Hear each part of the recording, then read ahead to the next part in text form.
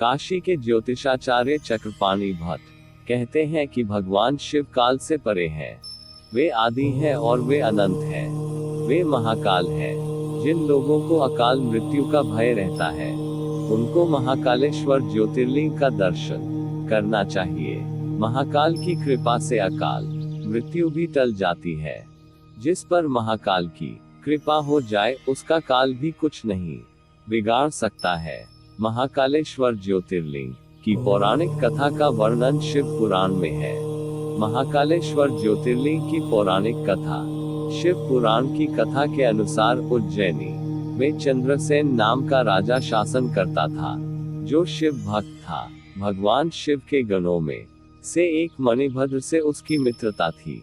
एक दिन मणिभद्र ने राजा को एक अमूल्य चिंतामणि प्रदान की, जिसको धारण करने से चंद्रसेन का प्रभुत्व बढ़ने लगा।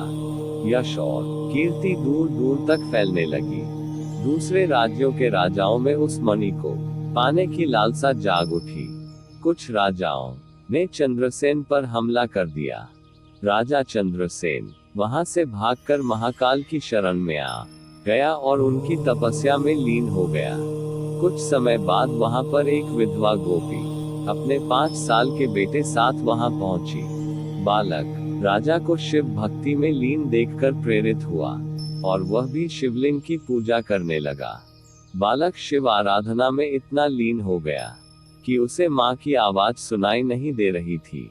उसकी माँ उसे भोजन के लिए बार बार आवाज लगा रही थी।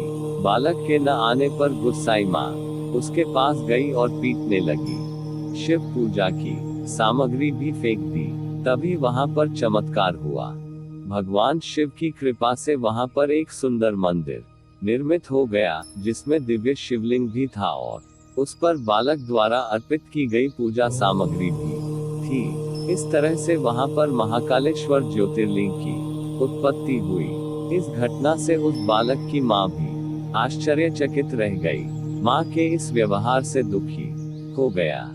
जब राजा चंद्रसेन को इस बात की सूचना मिली, तो वह भी महाकालेश्वर ज्योतिर्लिंग के दर्शन करने पहुंच गया।